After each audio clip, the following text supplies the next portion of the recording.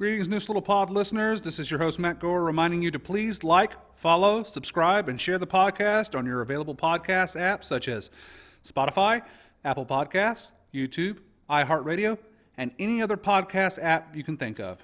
Share our episodes on Facebook and let us know what you think with a comment or review. Now, please enjoy the show.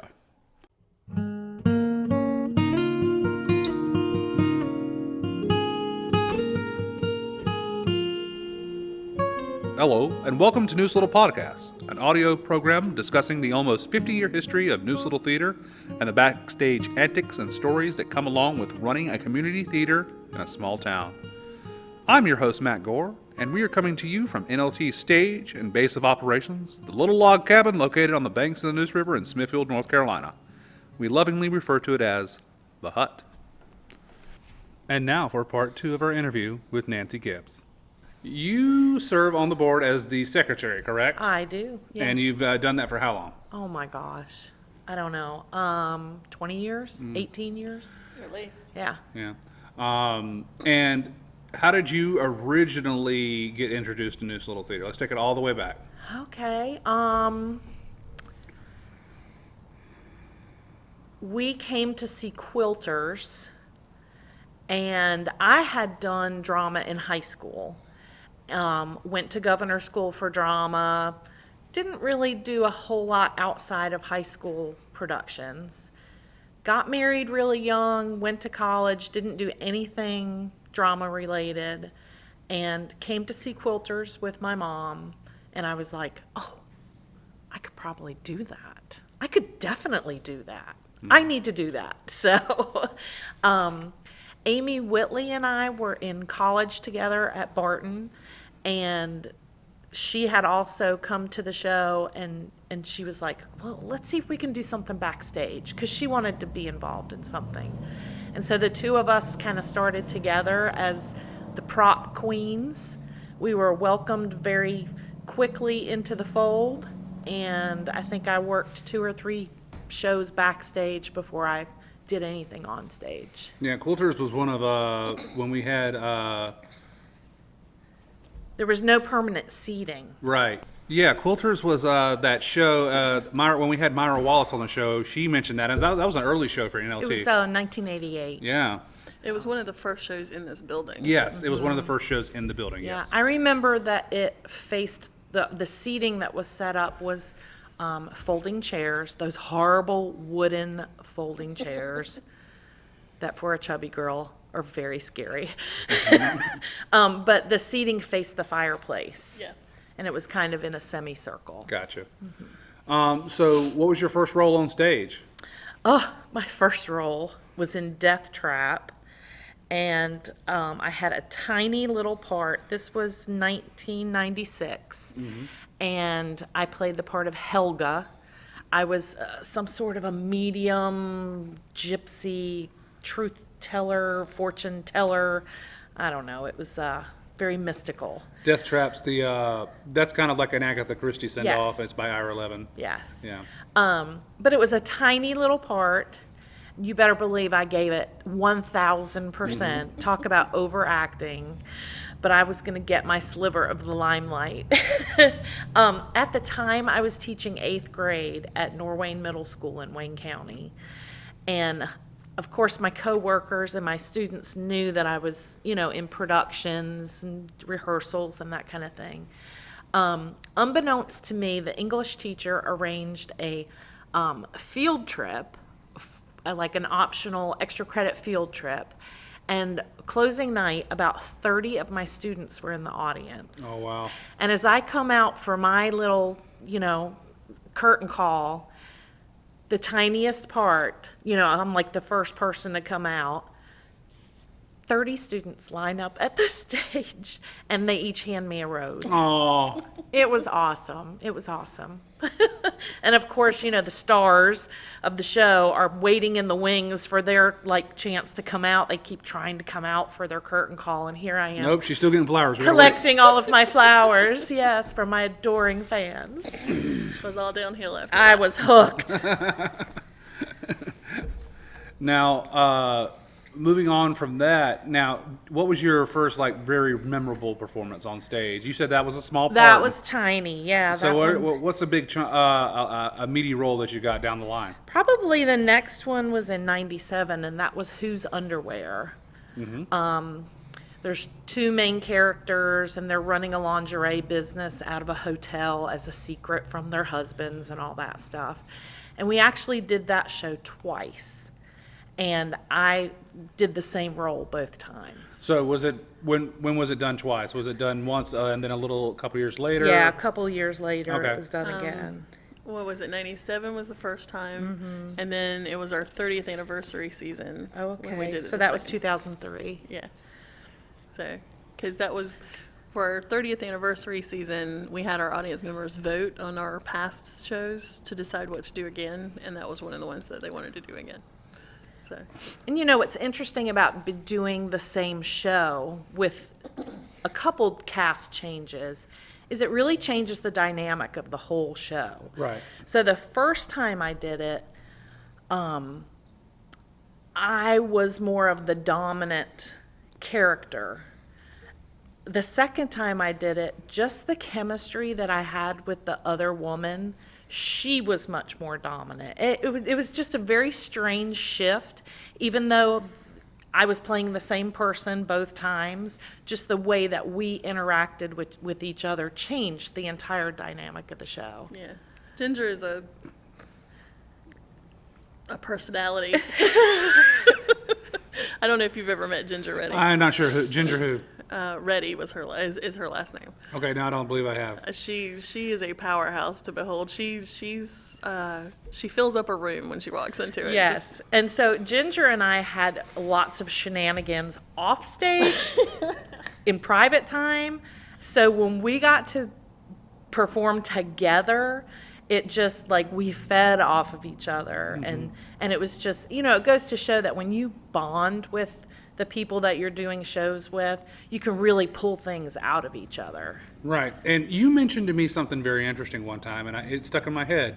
And it was surprising. No, I forget which show we were doing. We've only been in one or two together, but I forget what it was. I was directing you in Double Y, Texas. That's what it was. Okay. And you told me that you always liked the rehearsal process and getting to know people better than actually doing the show. I know, that's crazy. Yeah, which is the opposite of how most people feel, Yeah, I just oh my gosh, when you get that fresh script and you crack it open and you get your little highlighter out and you highlight all of your lines, and then the first week you get your blocking, and it's the process and where you're going and why you're going there and why you're reacting a certain way and the character development.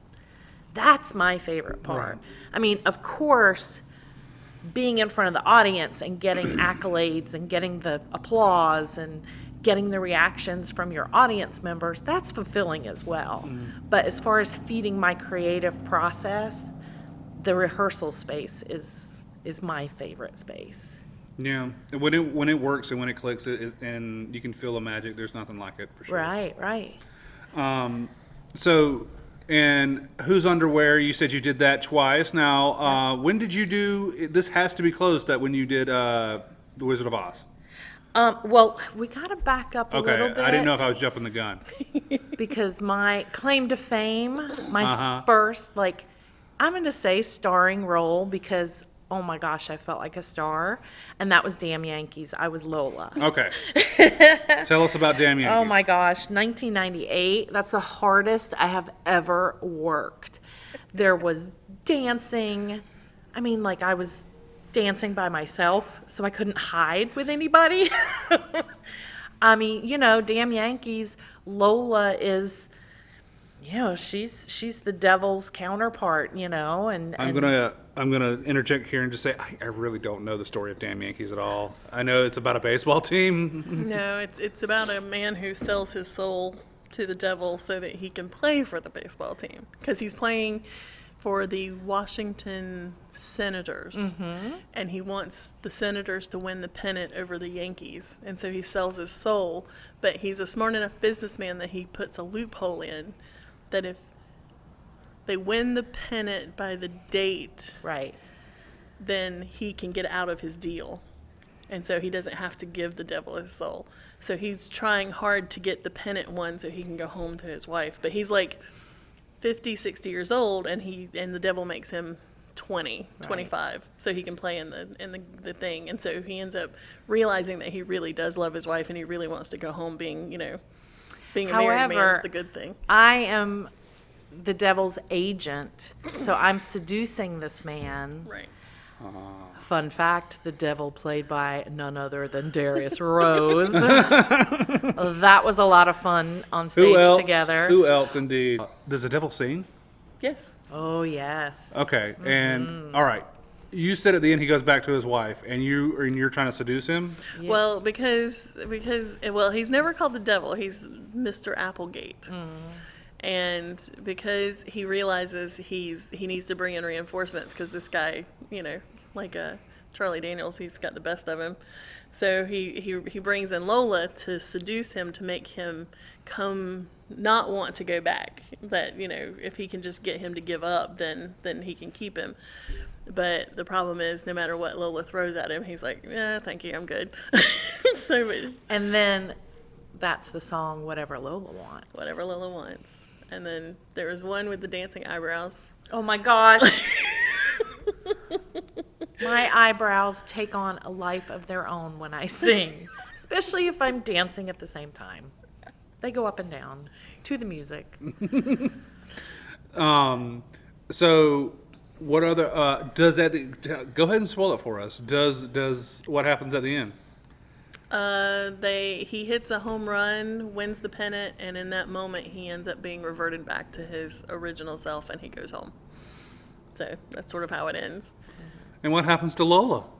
She goes back to hell. Is she an actual person or just a supernatural devil's entity? Or is she an actual? She's like an agent for the devil. One of his little peons. But is she a living, breathing person, or is she just waiting standby to do the devil's bidding? I think she used to be a real person, and then she sold her soul, so now she's working for the devil. Gotcha. So she's his sidekick, I guess, when he has a young man to try and seduce to the dark side. But I think the implication is she did the same thing. He sort of got her on board because she signed a contract, and so now she works for him. Right. So I had no idea. I thought it was about it was the baseball play about them trying to win the game. I had no idea what Dead Meat Cookies was about. There's a lot of really sexual innuendos and lots of writhing and seducing. It was a lot of fun.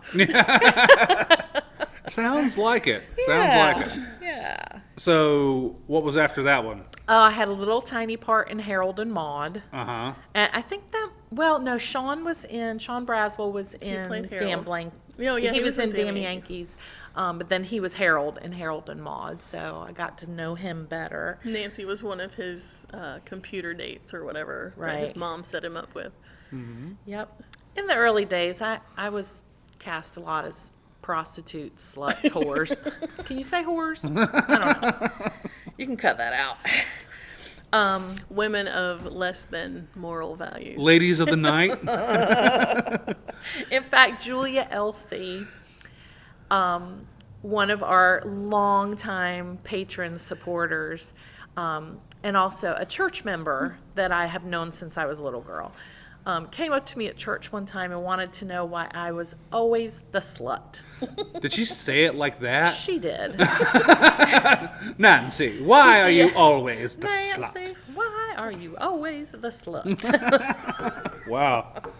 Okay. Oh, I went on to bigger and better things, though. The next big show was The Wizard of Oz. All and right. that was a production. Mm-hmm. Tell us about your bubble. I've heard about it. Mita? Mita's trying to elicit a response from me. I played Glinda the Good Witch. Mm-hmm. And it was a dream. Oh my gosh, I had the most beautiful pink dress that Vivian Worrell made for me. And I made a gorgeous crown and scepter. I was quite crafty. And Ruth Mills was the director. And we had grand ideas about how I would make an entrance in this bubble that would descend from the rafters. Okay. Like you're in the bubble. Like I'm in the bubble. And it Okay. was going to be like Luan and a frame and a platform, and it was going to come in. I was so excited about the bubble. It's like, when is the bubble coming? When are we going to rehearse with the bubble? And this show was done at JCC. So we were only in that space like a couple of days before the show. The bubble never got done. Now, what was your reaction to the bubble never getting done? I was like, where's my bubble? What's going to be my grand entrance? I mean, Glinda in the movie, she comes in a bubble, a little pink bubblegum bubble that gets bigger and bigger and bigger, and then it pops, and there she is. I walked on stage. So, do you think do you think Ruth telling you there's going to be a bubble, that was her truly believing that she was going to get around to it? Oh, or yes. she was just telling you what you wanted to Oh, no. hear? I think in her mind, she truly had confidence in her special effects set builder people. And that was the last thing on the to-do list, and it did not get done. And not knowing the fly system at the college, I think it was kind of a detriment too, because it was her first show. Was it her first show directing? I think so, yeah. And we put her out at the college, and that didn't happen a lot. So, but the fly system there, we would have never been able to fly you in a bubble. You have to have a whole special rigging system to fly people in a show.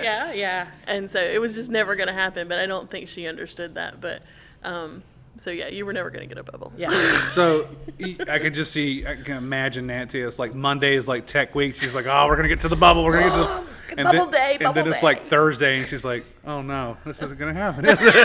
I really doubt we're gonna use the last 10 minutes of rehearsal to break out the bubble. Right. Every night she'd show up and like looking behind stuff.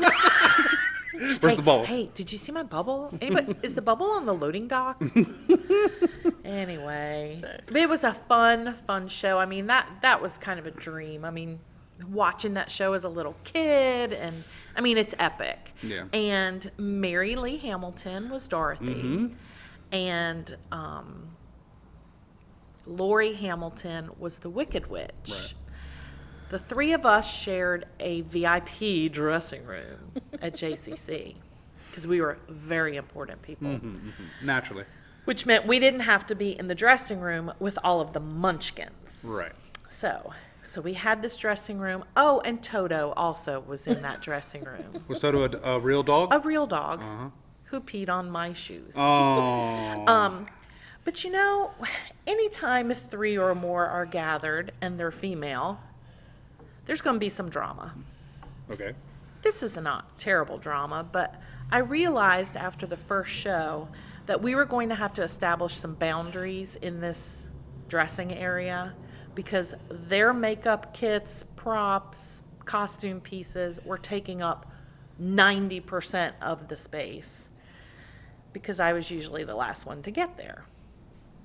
So I got there early the next day, and I took masking tape and taped off the dressing area and the mirrors and the counters into thirds.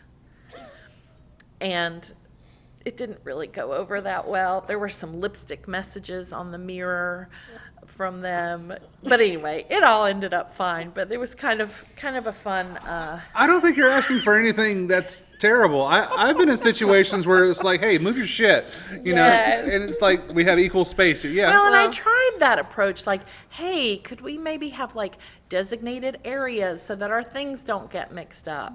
But you know, I just. Well, and you know, and Nancy was the odd man out because Mary Lee and Laurie, they were Laurie related. were related. Now, when you did that show, Yes. the word got to me, and maybe this isn't true, but no. it's lore, that you were so excited to get to Tech Week because you had yet to see another adult at rehearsals. Oh my gosh. You've got to understand that every single scene that Glinda is in, all of the munchkins are in. Does Glinda have a scene after her initial scene in Oz? At the very end. Okay. Before Dorothy goes, you remember she says there's no place like home. Mm-hmm. And there's a Basically, little Oh yeah, song. like remember. Basically, she shows up at the end and goes, "You could have gone home the whole time." Exactly. You're like, "Look, bitch." I'm just gonna say, you could have told me that an hour and a half ago. Before Scarecrow got his guts ripped out. Right. Now Toto was a scrappy little mixed breed, and he was really, I mean, he wasn't trained, but he was so calm and such a good dog. But they would give him little pieces of hot dog to coax him over to certain areas so that he'd sit and that kind of thing. Well, then Toto would end up in the dressing room with me and had the worst farts from those hot dogs. Toto farts. So I'm stuck with the farting dog and the munchkins. And the VIP dressing room is tiny. Right. It's enclosed space. You got a 'Cause hot it's box for- in there. It's really for one very important person, not 3 semi-important and a farting dog. It was a closet, wasn't it, Nancy? You're just trying to make it sound better. Oh my gosh. So, well, at least you had, as a community theater, you got the highs and you got the lows, where it's like you show up and you got a starring role and you feel important. I got this great dress, but it's like, also I got to smell dog farts. Oh yeah. Now, before we move on from that, I have one last question. Let's say theoretically, maybe sometime in the future, we may think about doing that again. I still have the dress. But how do we resolve the bubble issue? Obviously, we probably can't fly you in, but what could we do to like redeem that? I don't know, have some munchkins like blow like little bubbles out of like little jars as you Bubble go. machine, Yeah, fog. machine? Yeah, yeah. lightning. Theme music. Well, if we plan ahead, we could probably. I don't know. It'd be interesting to see if we could get like the flying rigging, because it would be cool to have the. Stand by. I'm scared of heights. So maybe this And whole yet bubble thing happened for a reason. And yet you wanted to fly in on a I bubble. know, it sounded so glamorous. You pictured yourself coming like from the balcony in the back of the theater, didn't you? No. Like the Zip chandelier. line in. Phantom, yeah. Like the chandelier in Phantom. There's gonna be no problem. I'm gonna put that up in 5 minutes. That happened. Something similar happened to me. Quick side tangent on a show I did in Raleigh, where they were telling us the vision at the beginning, and it's just like it was a circus themed show, and they wanted as much circus. The acrobats. I remember I got paid for that show because they had to pay the circus performers, and they must have felt bad paying them and not the actors. So they had legit circus performers, the aerial people that do the contortions in the air with the fabrics. And at one point they said, the ringmaster of the circus is going to have a throne, and that throne is going to start at the back of the amphitheater. It was outside in the amphitheater at the Rose Garden in Raleigh. And then said he's going to have a throne, and that throne is going to be made of human people contorting into a chair. And they are going to be walking down the steps. Wait, who played? Were you the ringmaster? No, God, no. I'm just thinking, how many people? This throne? No, I was one of the, it was a Shakespeare play adapted into the circus, and I was one of the clowns. Okay. So,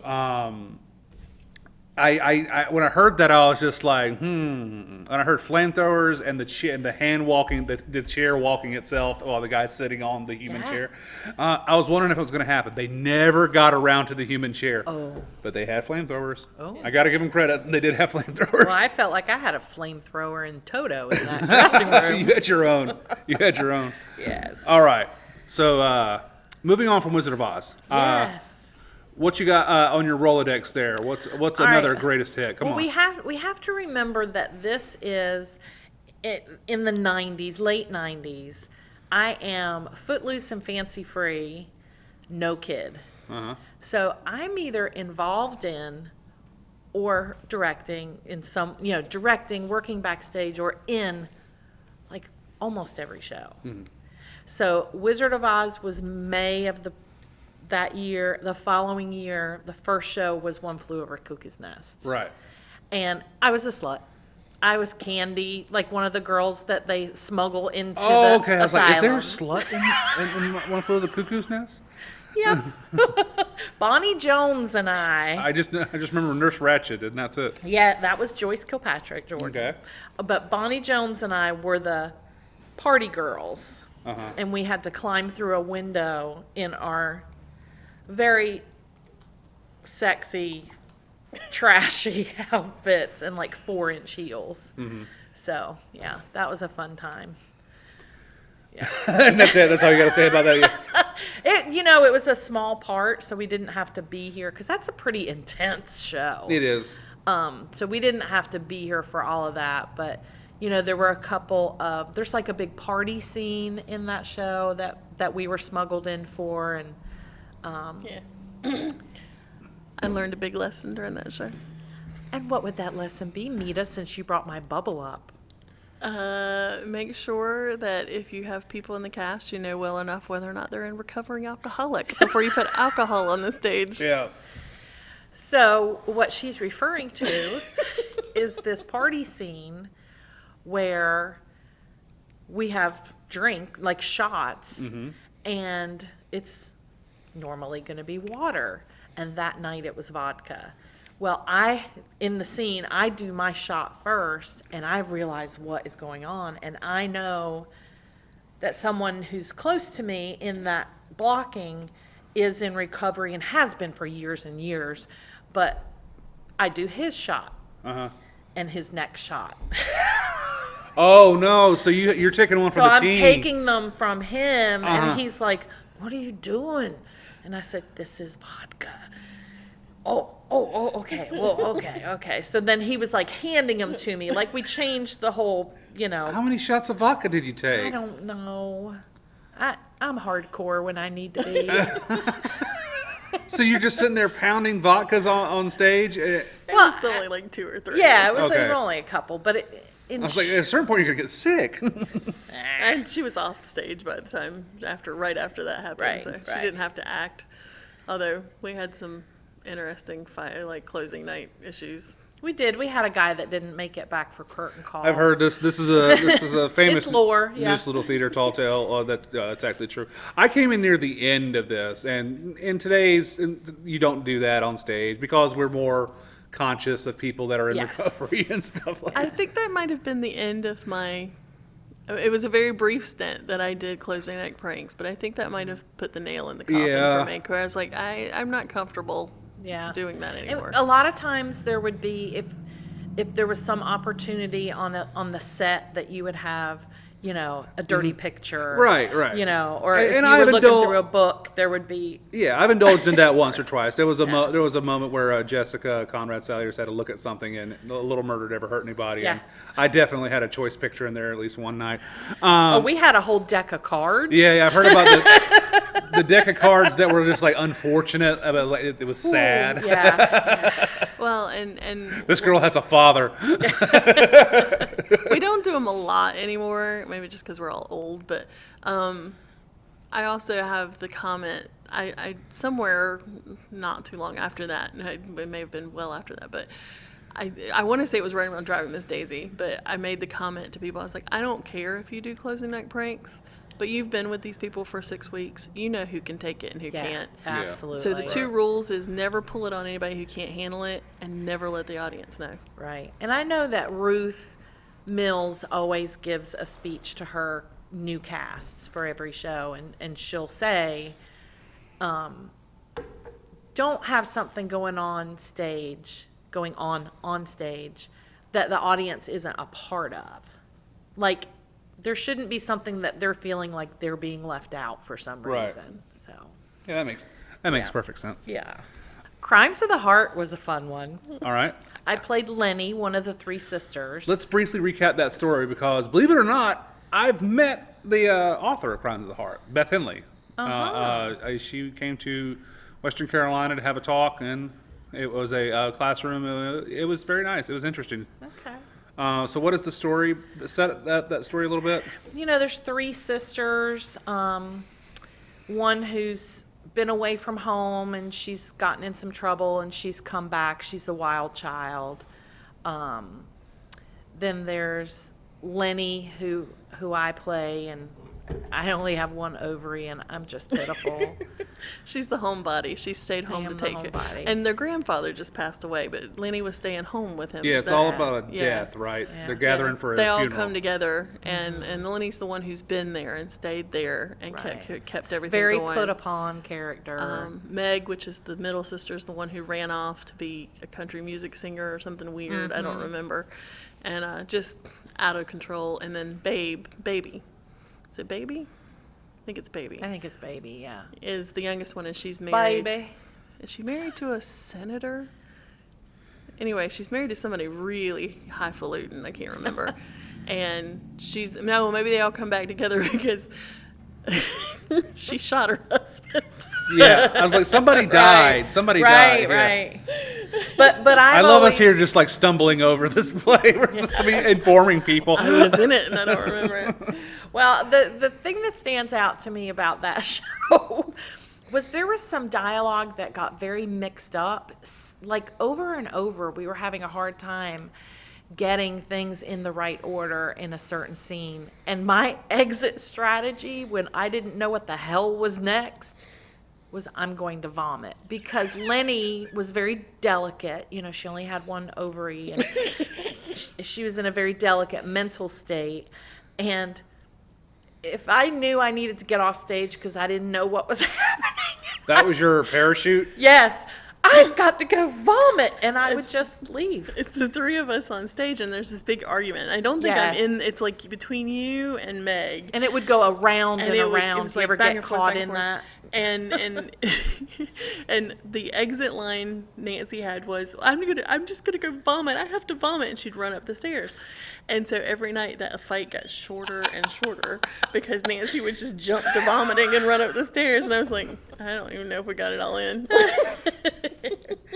Oh my goodness. So yes, it was always very entertaining. Yes. Babe, it's Babe, not Baby. Okay. Yeah. The McGrath Center sisters, Meg, Babe, and Lenny. And it's Granddaddy's home, but it's because Babe shoots her abusive husband. Gotcha. Yeah. And join us next time where Mita will read the plot synopsis of different plays off of Wikipedia. Yes. And just basically tell you the story. Well, I can't remember. It seems like I thought like Granddaddy was involved, but I can't. Maybe he was in the hospital. I can't remember. There was some I remember there was dialogue. lots of Granddaddy. I mean, Yes. Granddaddy was definitely a line. Who directed that? Tony Pender. Yeah. That's the first time I worked with him, and I remember him telling the three of us, was it me, you, and Amber? Amber Perry. Amber Perry Diaz. I guess we were not really doing that bonding that we talked about at the very beginning today. And Tony told us to go out. He was like, the three of you need to go out. You need to have a couple drinks. You need to laugh. You need to get some inside jokes going. Because right now you're not one bit believable as sisters. Right. So we did. Work on that chemistry. Yeah, we We did. went to Ribeye Joe's. Ribeye Joe's. Yep. And everybody had a alternate persona, which I'm not comfortable with in real life. But it's like Nancy's like Veronica the architect. And So you I was guys are role playing? Oh, yeah. Oh, yeah. Interesting. Yeah, it was Yes. fun. I would like to point out I won my first Canon with that show. Oh, Congratulations. Very nice. Very proud of that. Very Um, nice. You've got a couple cannons under your belt too, Nancy. How many do you have at this point? You have some like unattainable number, right? No. Seven or eight. It's hard to get that many because I mentioned to Mita, I was like, the thing with the cannons is they've gotten a lot harder to get over the years, you know. But you know, the canon is a fickle beast.